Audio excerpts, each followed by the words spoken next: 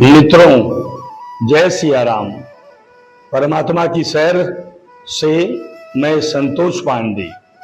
मित्रों, इस समय हम लोग मैहर धाम में हैं।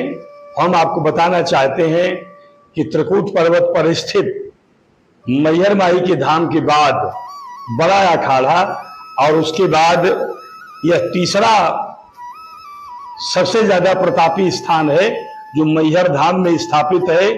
श्री जानकी वल्लभ शरण आश्रम श्री संकट मोचन हनुमान जी का मंदिर है और इसको छोटा अखाड़ा के नाम से जानते हैं। आपको मैं बताता चलूं कि इसमें मारुति नंदन की वह अद्भुत मूर्ति सामने देख सकते हैं विराजमान है, जिनके एक कंधे पर श्री राम और दूसरे कंधे पर भगवान लक्ष्मण विराजमान है। और सामने देखिए बड़ी जटाओं के साथ ये हमारे छोटे लड्डू हैं। छोटे लड्डू गोपाल जी हैं, मतलब कन्हैया नंद नंदन गोपाल जी हैं। और मैं आपको बताना चाहूंगा कि छोटा अखाड़ा नाम से प्रसिद्ध इस आश्रम में भी संतों महात्माओं का उसी तरह से स्वागत होता है। वो यहाँ पर आते हैं, जितने दिन रह सकते हो, खाना पीना रहना निःशुल्क होता है। बड़ा अखाड़ा की तरह यह दूसरा ऐसा स्थान है जहां पर आने के बाद साधु महात्माओं को तो सुकून और आराम मिलता ही है, लेकिन यहाँ पर कई विप्र परिवारों के छोटे बच्चे हैं जो कि यहाँ पर रह करके यहाँ के गुरुकुल में रुक करके यहाँ की साधना करते हैं, नाम जप करते हैं और साथ में अपने विद्या अध्ययन का भी कार्य करते हैं। और यहाँ के महंत श्री गंगा शरणदास जी महाराज जी के साथ में अभी हमारी वार्ता होगी। हमारा नाम गंगा शरण है, गुरुदेव जी के द्वारा प्रदत्त नाम है ये।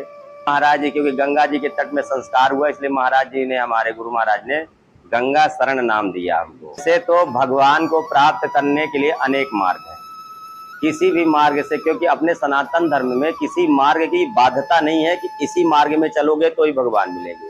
किसी को भक्ति भाव से मिल जाते हैं, किसी को भजन के बल पे मिल जाते हैं, किसी को सेवा के भाव पे मिल जाते हैं, किसी को हम बात कर रहे हैं कहाँ भक्ति की, रह कहाँ रहे, कलयुग के घर में रह रहे हैं। बात हो रही भक्ति की कि मानव जब मानव बनता है जब वो उपयुक्त आहार व्यवहार करे। तो भक्ति मार्ग में जाने के लिए हमको बहुत चीजों का, बहुत से विषयों का ध्यान रखना पड़ता है, जैसे खान पान, उठना बैठना, निवास। तो भगवान जो मिलते हैं या भगवान का जो समर्पण सेवा भाव, अब सेवा ये होगा जैसे हम कोई काम कर रहे हैं, समर्पण भगवान के लिए कर रहे हैं, राम जी के लिए कर रहे हैं, भोजन बना रहे राम जी के लिए, सांस ले रहे, झाड़ू लगा रहे, सब राम जी के लिए। तो राम जी का भजन भी हो रहा, सेवा और मनसा वाचा कर्मणा। जब ईश्वर का, जब भगवान का हमें स्मरण होगा, ये काम राम जी के लिए कर रहे, तो भजन भी हो रहा है और कर्म भी हो रहा है। मनसा वाचा कर्म, मन से स्मरण हो रहा है, कर्म से सेवा हो रहा है, अब वाणी से नाम लिया जा रहा है। गोस्वामी तुलसीदास जी कहते हैं कि बारी मत है घृत होत है सिकता तेवर तेल, अब बिन हरि भजन न भवतर ही, यह सिद्धांत पे। जिस काम में भगवान का नाम नहीं है, जिस सेवा में भगवान का नाम नहीं है, वो सेवा व्यर्थ है। आत्महत्या, कोई मर गया तो आत्महत्या कर लिया, लेकिन ये आत्महत्या नहीं है, ये शरीर हत्या है। कोई जाके ट्रेन में कट गया, फांसी लगा के झूल गया, तो शरीर हत्या की। आत्महत्या कहां से किया भाई? आत्मा तो अजय अमर है। आत्महत्या किसे कहते हैं कि जिस मकसद के लिए, जिस कार्य के लिए आत्मा शरीर धारण करता है और यदि वह कार्य वो नहीं करता, जैसे भजन के लिए आत्मा आती है, लेकिन जो 10 इंद्रियां घेर के बैठी हैं वो संसार के काम में बाधित कर देती हैं, व्यस्त कर देती हैं। तो क्या होता है, वो भगवान का भजन नहीं कर पाता है, वो ईश्वर की सेवा नहीं कर पाता है, और इस दुनिया से जब वो चला जाता है तो वो होती है आत्महत्या। किसी भी व्यक्ति के बात व्यवहार से हमारे स्वभाव में परिवर्तन आ जाए, हम कच्चे हैं। कोई गाली दे दिया, हम तामस में आ गए, क्रोध में आ गए और उसको हमने रिप्लाई दे दिया। कोई प्रशंसा कर दिया, आभाव किया, माला पहना दिया, तो बड़े प्रसन्न, बड़े गदगद हो गए। चढ़ना उतरना, अपने स्वभाव से ऊपर नीचे जाना, ये कच्चेपन का लक्षण है। अस्वस्थ कौन है? अस्वस्थ कौन है? स्वस्थ वो है जो अपने आत्मस्थ है, अपने आत्मा में स्थित है, जो वो स्वस्थ है। और जो बाहर की वस्तुओं में स्थित है वो अस्वस्थ है। इसीलिए जो अस्वस्थ रहता है वो भगवान को नहीं प्राप्त कर पाता, और जो स्वस्थ होता है वो भगवान को प्राप्त कर लेता है।